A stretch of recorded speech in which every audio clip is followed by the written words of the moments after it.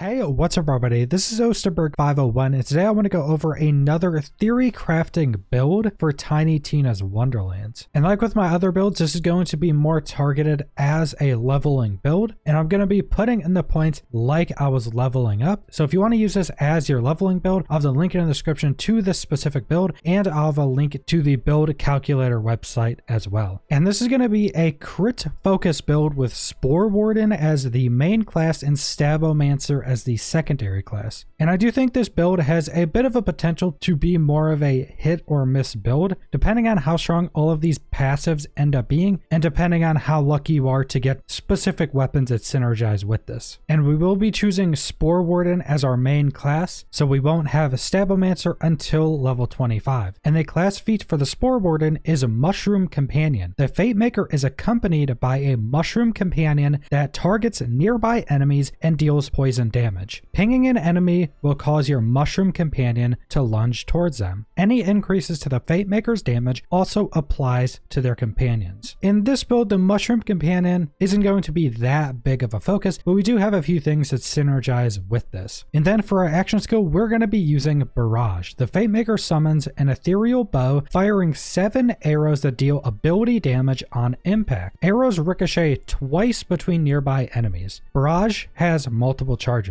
Increases to gun damage apply to damage dealt by Barrage. And the reason we're choosing this over Blizzard is because the damage is increased by our gun damage, and this build is going to be a gun damage focused build. So hopefully our Barrage is going to be hitting ridiculously hard at some point. So then for our passives, we're first going to be going into Eagle Eye. Gun damage is increased, gun handling is increased. We're going to be putting 5 points into that. Then we're going to be putting 5 points into Bullseye. Gun critical hit chance is increased, companion critical hit chance is increased. So just a ton more stats. And then we're going to be putting 1 point into Spore Cloud. Your Mushroom Companion will occasionally let one rip, taunting enemies and leaving a poison cloud that deals damage over time. Now this will help you stay alive a bit longer in solo content because your companion can now taunt enemies so they stop attacking you for a bit, and this is also to let us get lower in the tree. Then we're going to be going into Quiver of Holding. Magazine size is increased. The Fate Maker's currently equipped weapon regenerates ammo over time, and this can be incredibly strong. Now I'm not exactly sure how this is going to work though. Is it just going to be regenerating ammo of that weapon's type into your total ammo count, or is it going to regenerate ammo into your weapon's magazine? Because into your magazine is going to be ridiculously strong, but either way it's going to be a really good talent. Then we're putting 3 into Windrunner, which is a kill skill, increases movement speed and fire rate for a duration. This effect can stack, so just movement speed, fire rate increases, all pretty good things. Movement speed definitely makes any builds more fun. Then we're going to be using Medicinal Mushroom. While the Fate Maker is in Save Your Soul, their Mushroom Companion will attempt to revive them. If it does, you and your companion gain increased damage dealt for a duration, and this is going to be incredibly strong for solo players, because if you get downed and you save your soul, your mushroom still has a chance to come revive you. Then we're going to be going for Thrill of the Hunt. Gun critical hits grants increased companion damage for a duration. This effect can stack 10 times. So even though our companion is not the focus of this build, getting any synergies that are going to work off what we're already doing is always going to be a positive, and this will give our companion some massive damage increases. Then we're going to be going into Headhunter. Gun damage dealt to critical hit areas is increased. Now how I'm assuming this works is that only hitting those critical hit areas like a head or specific areas on a boss is going to work with this damage increase. Just getting a crit anywhere on an enemy I don't think is going to work, because you can go into just base critical hit chance increases. Then we're going to be putting 3 points into Called Shot. When aiming down sights, the Fate Maker gains an ever increasing amount of gun damage and damage reduction. So this can potentially change up the way you're going to be playing your build a little bit. I do think this is going to be helped by some of the stuff we go into in this build, and I'm wondering how much this can increase to, because there's no other passive in the game that explains its stacking like this. So I'm assuming it's a much higher potential cap, but it also doesn't have stacks. It it probably just caps at a certain percentage. Then we have our capstone that is completely ridiculous. Play the angles. The Fate Maker's gun critical hits have a chance to ricochet, dealing reduced ability damage to a nearby enemy. Ricocheted shots have a small chance to ricochet an additional time. Now this is based off of ability damage, but having a high critical hit chance build will just cause this to proc a ton, which will just proc a ridiculous amount of additional damage. Now it's going to take some testing to see if, say, putting a bunch of your stats into ability damage is going to be worth it over just continuing to go into gun damage and just having this as a lot of additional damage on top of that. And at this point, we are going to have our Stabbomancer, which is our secondary class, unlocked, and the Stabbomancer's class feat is Dirty Fighting. The Fate Maker's critical hit chance is increased by 30%, which is pretty massive. Right when you get this, your power is just going to spike and you're going to be doing so much more damage. Now there's a pretty decent change up here because once we get Stabbomancer, we're going to change to From the Shadows. The Fate Maker enters stealth, turning invisible. While in stealth, all damage dealt is automatically a critical hit, but critical hits deal reduced damage. So when you're in stealth, your critical hits deal 25% less damage, but all of your damage is now a critical hit. So this synergizes heavily with a bunch of talents we went over, especially our capstone. And this has a 36-second cooldown, so it is a long cooldown, but it lasts for 8 seconds. So this has a potential to be an absolute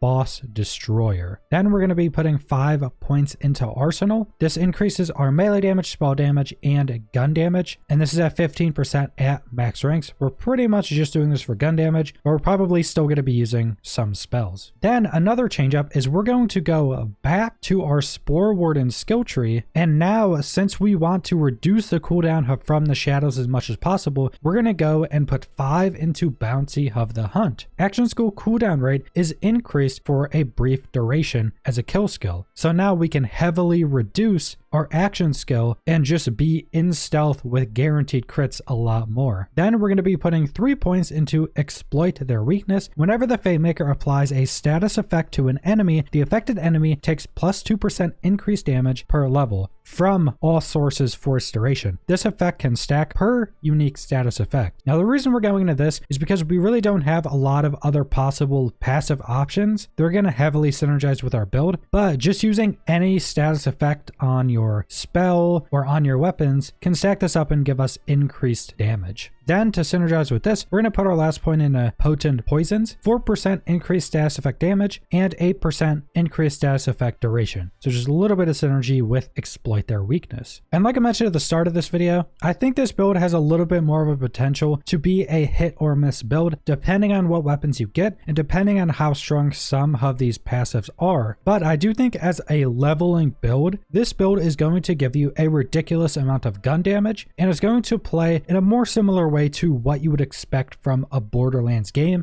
You're mainly going to be focused on your gun damage and using your guns, constantly critting and getting a bunch of synergies off of critting with your gun. So that's pretty much all I want to go over for this build. So subscribe if you want to see more Wonderlands or other videos. Leave a like if you liked the video. Leave a comment down below what you guys think about this build, and thanks for watching.